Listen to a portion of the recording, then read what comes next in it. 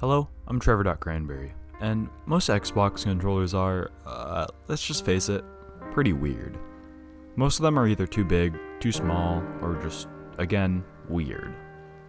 Until a month ago, I've never found a controller I could say that I truly liked. Until a month ago, that is. This is also going to be my history with some Xbox controllers and whatever, too, by the way.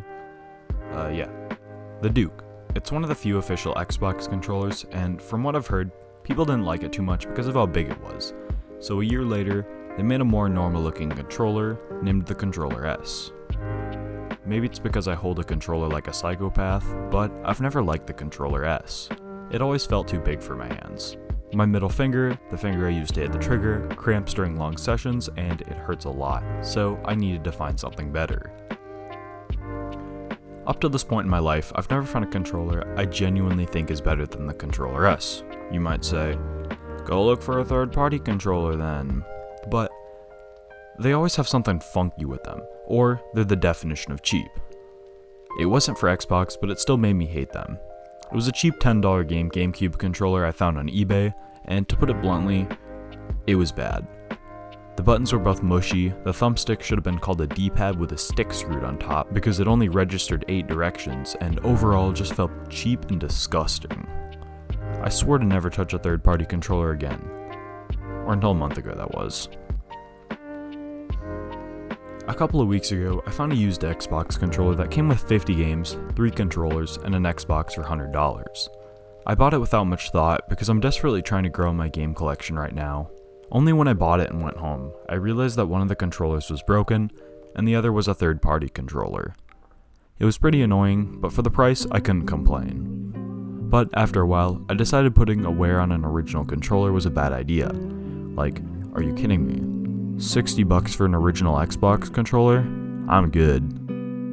The third-party controller that I'm talking about today is the Logitech wireless controller, and like an odd crossbreed between an Xbox and a PS2 controller. But then you put it in your hands, it's like you've traveled to a whole new world of comfort. While it looks odd, the controller feels nice in your hands, especially in the weird way I hold my controller. The thumbsticks feel like a PS2 controller's thumbsticks, which isn't a bad thing in my book. The buttons are more clicky, unlike the Controller S's sad, mushy buttons, and it might not seem like much of a difference, but clicky buttons mean the world. And finally, for the cherry on top, it's completely wireless, unlike the official Xbox controller. Wow, what a controller. The delay is a bit worse than a wired Xbox controller, but when you're playing you won't notice it. It's super satisfying to use with tactile buttons, and the thumbstick feels so freaking good. So good. Just listen to this.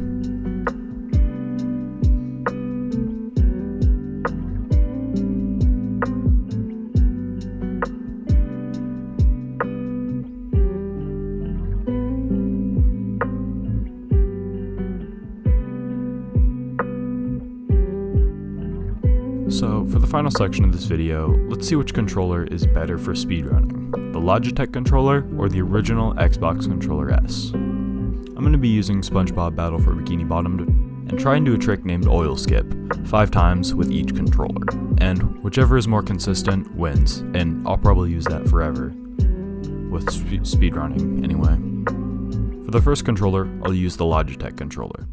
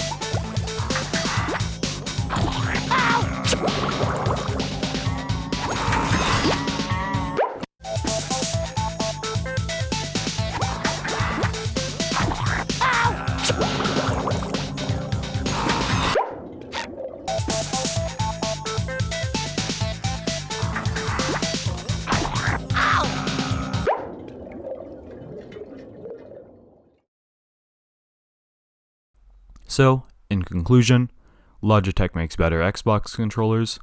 While looking goofy, it feels a million times better than that. And also, Xbox should partner with Logitech and make like the ultimate Xbox controller, because Microsoft helps with looks Microsoft could help with looks, and Logitech could make it like super comfy. Let's see that. I want to see that. Already, by the way, also sorry dying for a month. Trust me, next big video will probably be out next month. I don't know. I'm working on it, and that's all I have. See ya.